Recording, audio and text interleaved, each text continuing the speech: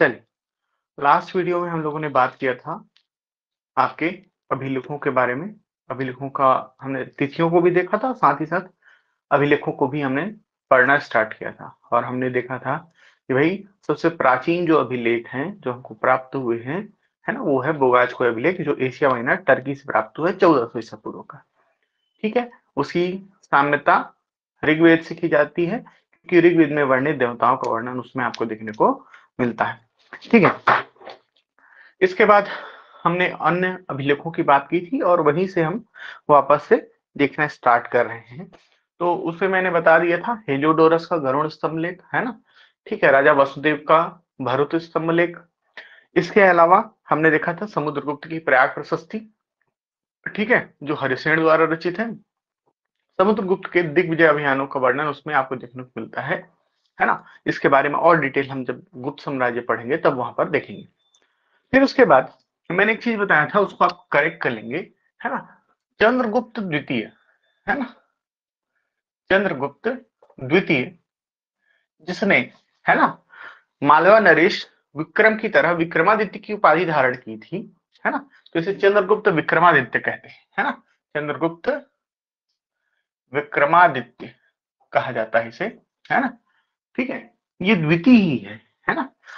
चंद्रगुप्त प्रथम ने शुरुआत की थी किसकी, आपके गुप्त संवत की 319 320 आपका ईस्वी जो है उसकी, है ना। और चंद्रगुप्त द्वितीय के अभिलेख जो है, कौन सा अभिलेख आपका, तो आपका चंद्रगुप्त द्वितीय का मथुरा स्तंभ जो लेख है, इसमें मथुरा स्तंभ लेख, इसमें पहली बार वर्णन गुप्त वंश जो चलाया गया उसका वर्णन पहली बार आपको देखने को मिलता है किसमें, चंद्रगुप्त द्वितीय के मथुरा स्तंभ लेख में देखने को मिलता है। स्टार्ट किया मथुरा लेख में पहली बार आपको वर्णन देखा।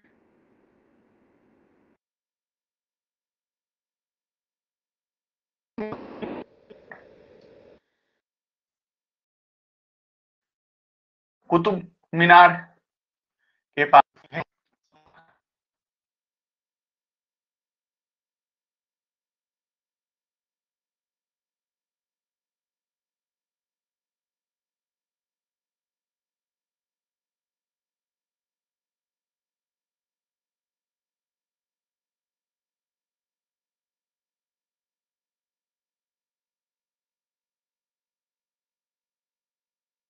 स्कंदगुप्त का, स्कंदगुप्त का, ठीक है, स्कंदगुप्त का आपका भीतरी स्तंभ लेख, कौन सा, दिखाई नहीं दे रहा है लेख,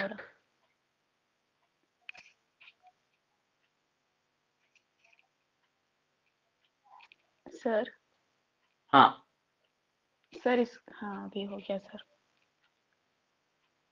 क्या हुआ, सर स्क्रीन शो नहीं हो रहा था उस टाइम। ठीक है, अब शो हो रहा है। जी, अटक भी रहा था।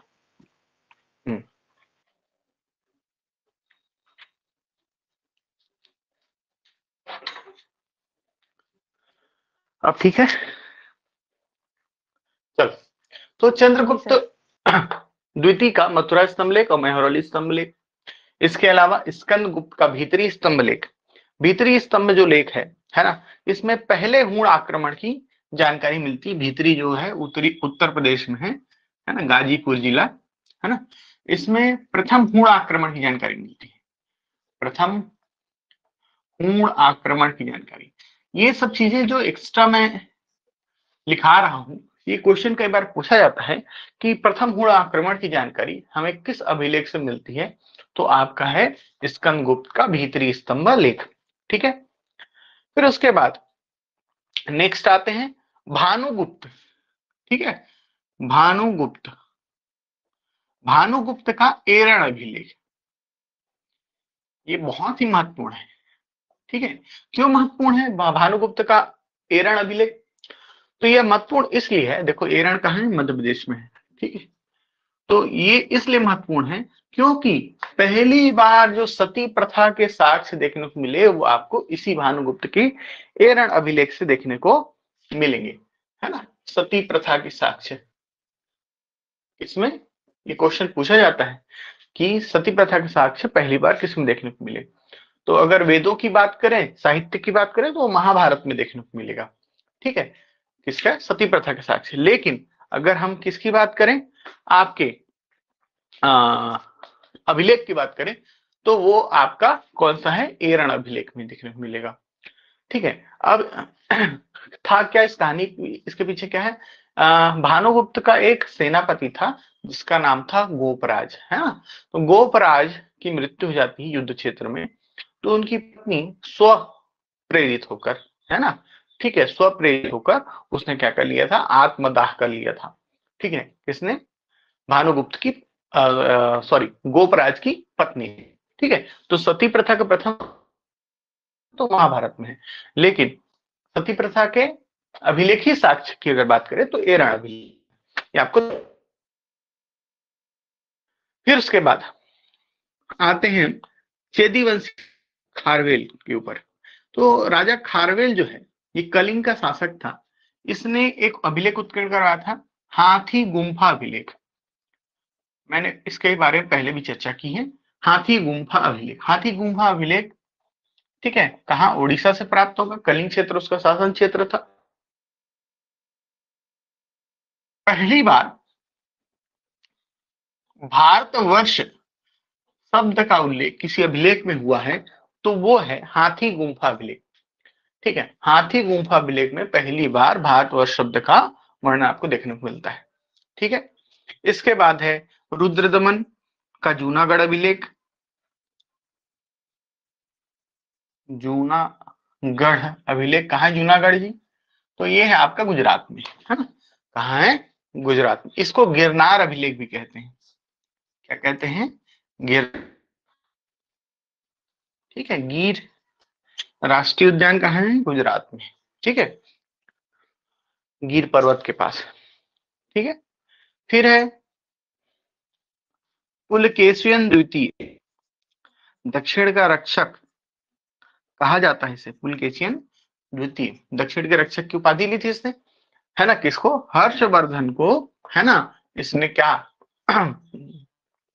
किस पर बढ़ने से रोका था, दक्षिण भारत में बढ़ने से रोका था, ठीक है। पुलकेशियन द्वितीय, इसकी है एहोल प्रशस्ति, क्या है, एहोल,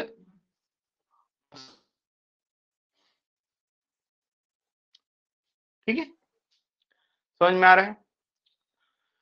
इसमें हर्षवर्धन से युद्ध की जानकारी मिलती है इसको, हर्षवर्धन जो वर्धन वंश का शासक था, हिंदू काल का अकबर कहा जाता है, उससे युद्ध की जानकारी मिलती है आपको, किससे, एहोल प्रशस्ति से, ठीक है। इसके अलावा और महत्वपूर्ण अभिलेखों में है राजा भोज का, राजा भोज का, है ना, ग्वालियर अभिलेख, ग्वालियर अभिलेख, ठीक है।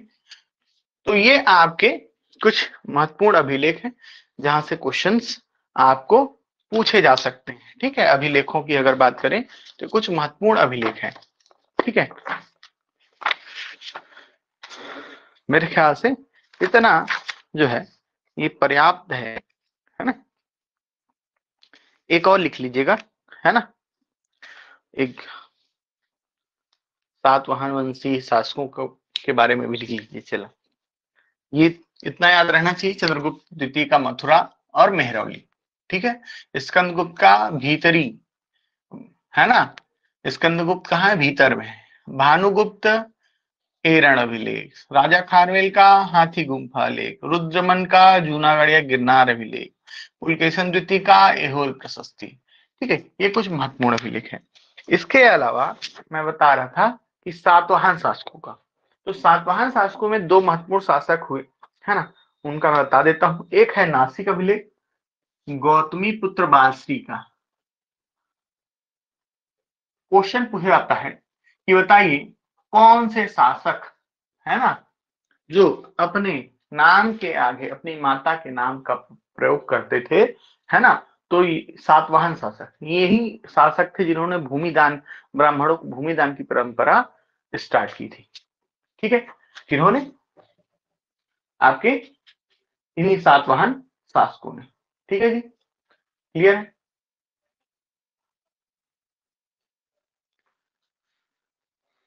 ठीक, समझ में आ रहा है यहाँ पर? तो गौतमी पुत्र बालश्री जो है, इसका एक अभिलेख है नासिक अभिलेख। कौन सा है? नासिक अभिलेख। नासिक कहाँ है जी? महाराष्ट्र में। ठीक है, तो गौतमी पुत्र बालश्री का नासिक अभिलेख है ना। ठीक है, हो गया। इसमें गौतमीपुत्र बालश्री और वशिष्ठी पुत्र पुलवामी दोनों का वर्णन देखने को मिलेगा।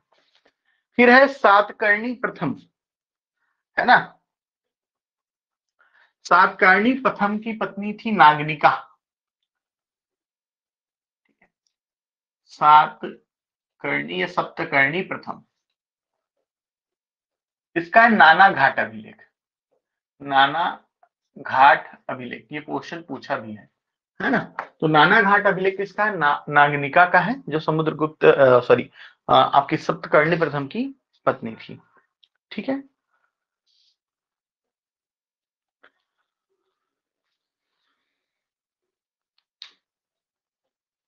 हो गया।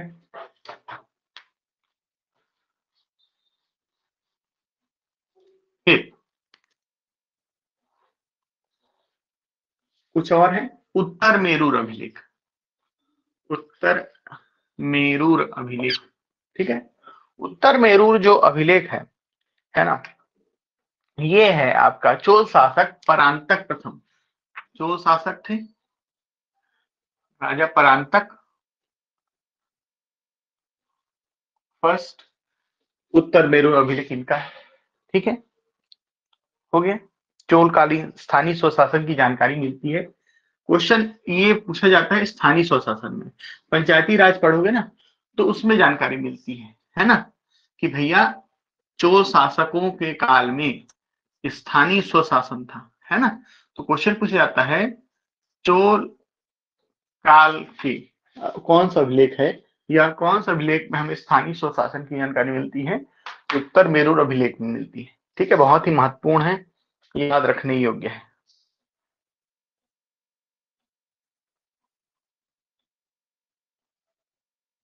हो गया, बस मेरे ख्याल से इतना आपके लिए पर्याप्त रहेगा, है ना, अगर अभिलेखों की बात करें तो। ठीक है, जितना क्वेश्चन यहाँ पर मैंने बताया है याद रहना चाहिए, है ना। ठीक है, एक बार रिवाइज करें। चलो देखते हैं, रिवाइज रिवाइज करते हैं।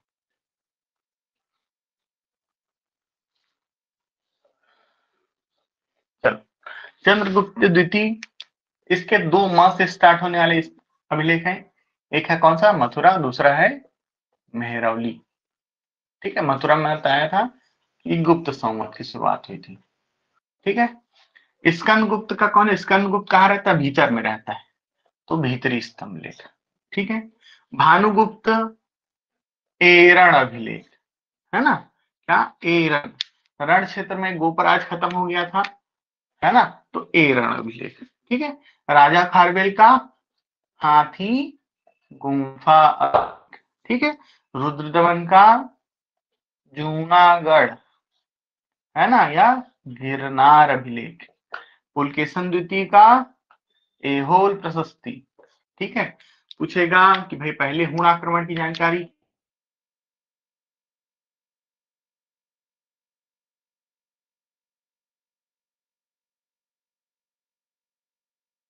गुप्त के काल में हुआ था।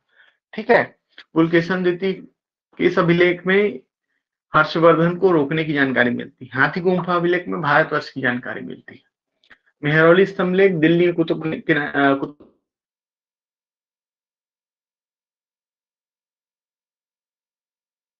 भोज का कौन सा? ग्वालियर अभिलेख। ठीक है, गौतमीपुत्र बालश्री का नासिक अभिलेख। ठीक है, नागनिका सप्तकर्णी प्रथम का नाना घाट अभिलेख। ठीक है, परांतक पथर का प्रथम का उत्तर मेरूर। ठीक है, क्लियर। स्थानीय स्वशासन की जानकारी मिलती है। ये कुछ महत्वपूर्ण अभिलेख थे जिसके बारे में हमने यहाँ पर देखा। ठीक है, चलिए अब दूसरा बहुत ही महत्वपूर्ण है, इसको ध्यान रखिएगा। अब हम पढ़ने वाले हैं सिक्कों का अध्ययन, है ना। सिक्कों से हमें बहुत सारी जानकारियां मिलती हैं, है ना। सिक्कों से ही कई बार इतिहास लिखा गया है कई क्षेत्रों का, खासकर 300 से 400 ईस्वी, है ना, का जो इतिहास है वो हमें सिक्कों से ही मिलता है। ठीक है? तो सिक्के बहुत ही महत्वपूर्ण स्रोत हैं। ठीक है, क्या जानकारी के, मोहरें और सिक्के। ठीक है, तो आपका हेडिंग रहेगा मोहरें और सिक्के।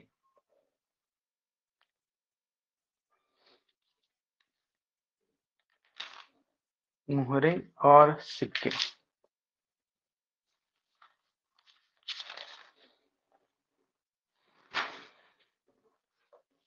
मोहरें और सिक्के।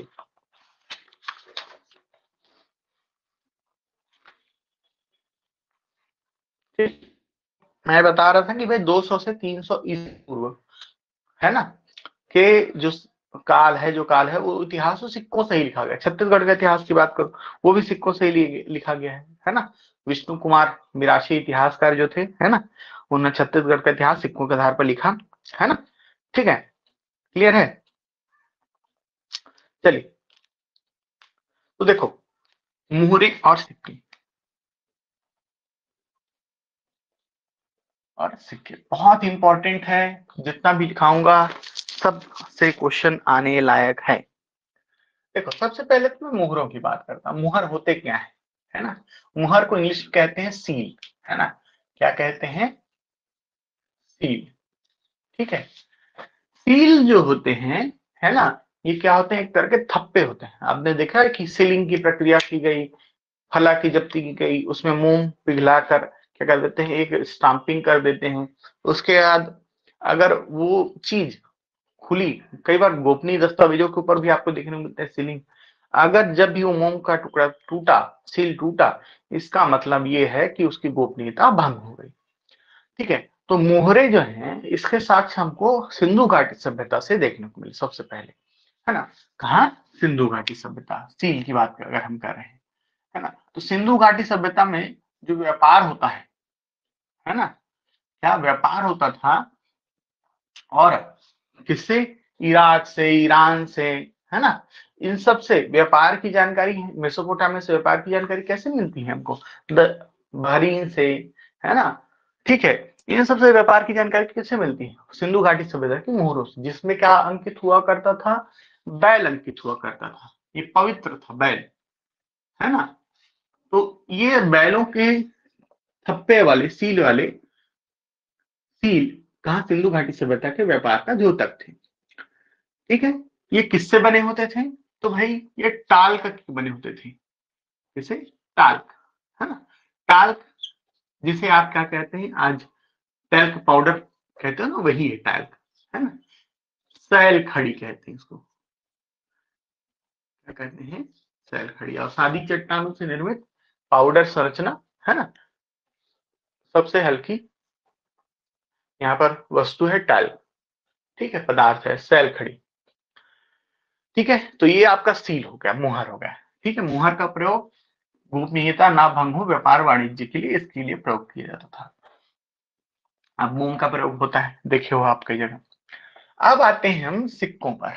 ये तो हमने सील देख लिया, मुहरें देख ली, अब आते हैं सिक्के। ठीक है, तो देखो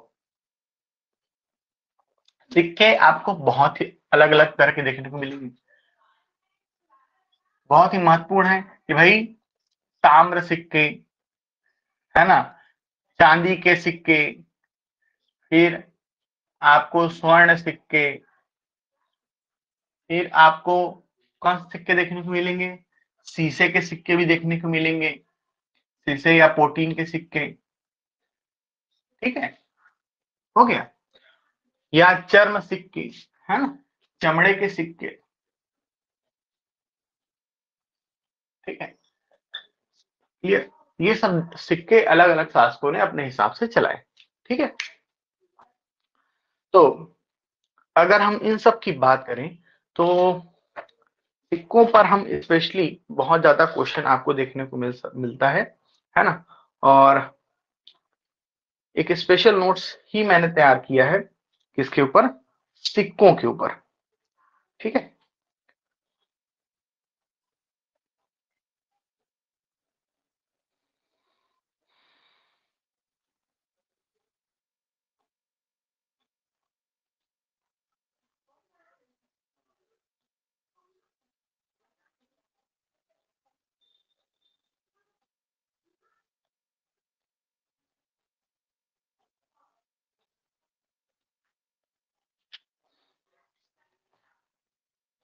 तो सिक्के जो है किसी भी काल में जानकारी के महत्वपूर्ण स्रोत हैं, है ना। और सिक्कों के आधार पर हम क्या ज्ञात कर सकते हैं कि भैया कहां पर कैसी अर्थव्यवस्था थी। अगर स्वर्ण सिक्के चल रहे हैं तो इसका मतलब ये है कि उस अर्थ वो, और जिस काल के सिक्के अधिक मिल रहे हैं उससे यह पता चलता था कि भाई वो जो काल था वो बहुत ही व्यापार वाणिज्य के क्षेत्र में प्रगति का काल था। जैसे गुप्त काल हो गया, बहुत ज्यादा सिक्के आपको मिलेंगे गुप्त वंश के। तो इसका मतलब जो गुप्त काल में व्यापार वाणिज्य अपने चरम पर था, गुप्त के बाद जो है वो व्यापार वाणिज्य का अवसान हुआ क्योंकि सिक्के कम मिले हैं। तो जितना ज्यादा सिक्का मिलेगा इसका मतलब है कि भाई मार्केट में क्या पैसा ज्यादा है ना। ठीक है, समझ में आ रहा है बात। तो चलिए सिक्कों का अध्ययन करते हैं। देखो सिक्का का जो अध्ययन होता है ना, क्या अध्ययन, सिक्कों का अध्ययन, इसे क्या कहते हैं आप, न्यूमेसेमेटिक्स कहते हैं। क्या कहते हैं, न्यूमेसेमेटिक्स। क्वेश्चन कई बार पूछा हुआ है कि भाई सिक्कों के अध्ययन को क्या कहा जाता है, तो सिक्कों के अध्ययन को क्या कहा जाता है, न्यूमेसेमेटिक्स कहा जाता है।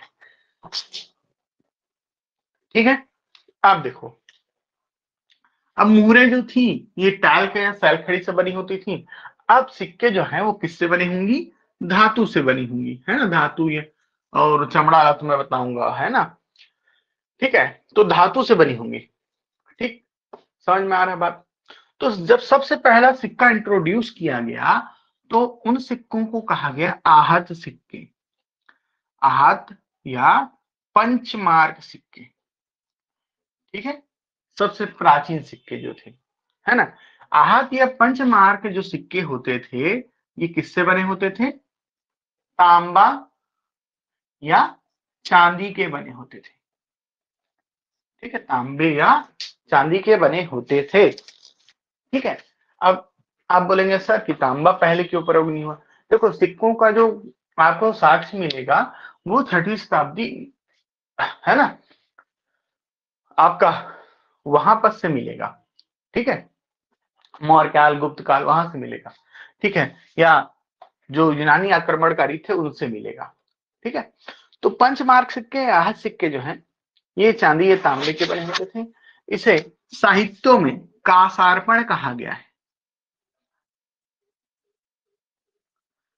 क्वेश्चन पूछेगा, है ना, किन सिक्कों को साहित्यों में कासार्पण कहा गया है, तो आहत या पंचमार्क सिक्कों को क्या कहा गया है जी, कासार्पण कहा गया है। ठीक है, अब देखो यहां तक समझ में आया कि भाई सिक्कों का अध्ययन क्या कहलाया, न्यूमेथमेटिक्स कहलाया। सबसे पहले जो सिक्के इंट्रोड्यूस हुए वो आए, वो क्या थे, आहत सिक्के या पंचमार्क सिक्के। उससे पहले तो वस्तु विनिमय चलता था, भारत में वस्तु विनिमय चलता था, वस्तु के बदले वस्तु, है ना, बहुत सारे क्षेत्रों में वस्तु विनिमय चलता था। तो ये आहत, ये पंचमार्क सिक्का है सबसे पहले, है, जिसमें आप क्या करते हैं, जैसे कोई चांदी का सिक्का है उसमें इम्पैक्ट कर दिए, है ना, चांदी का कोई क्या है, सील है, उसमें आप क्या कर दिए, इम्पैक्ट करके उसमें अपना दिन लिख दिए, तिथि लिख दिए, राजा रानी की चित्र कुछ भी आप अंकित कर दिए, तो ये क्या कहलाएगा, आहत सिक्के कहलाएगा।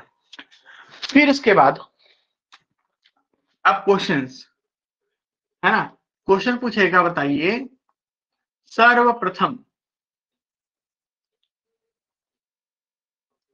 ठीक है, क्या सर्वप्रथम सिक्कों में लेख उत्कीर्ण किसने करवाया, सब में, है ना, तो लेख उत्कीर्ण किसने करवाया, ये क्वेश्चन पूछेगा, ठीक है, कि भाई बताइए सर्वप्रथम सिक्कों पर लेख उत्कीर्ण किसने करवाया। ठीक है, तो ये लेख उत्कीर्ण करवाया किसने? हिंद यवन। मैंने बताया था हिंद यवन किनको कहते हैं जी? यूनानियों को, है ना, इंडो बैक्ट्रियन भी कहते हैं, है ना, क्या कहते हैं? Indo Bactrian. यूनानियों ने सर्वप्रथम लेख उत्कीर्ण करवाया। ठीक, भारत में क्या सर्वप्रथम सिक्कों में लेख उत्कीर्ण किसने करवाया?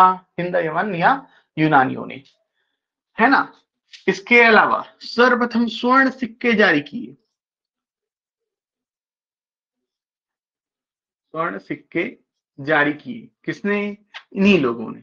तो फर्स्ट पॉइंट आपका क्या हुआ कि भैया लेख उत्कीर्ण भी करवाए, इसके अलावा स्वर्ण सिक्के भी चलाए, है।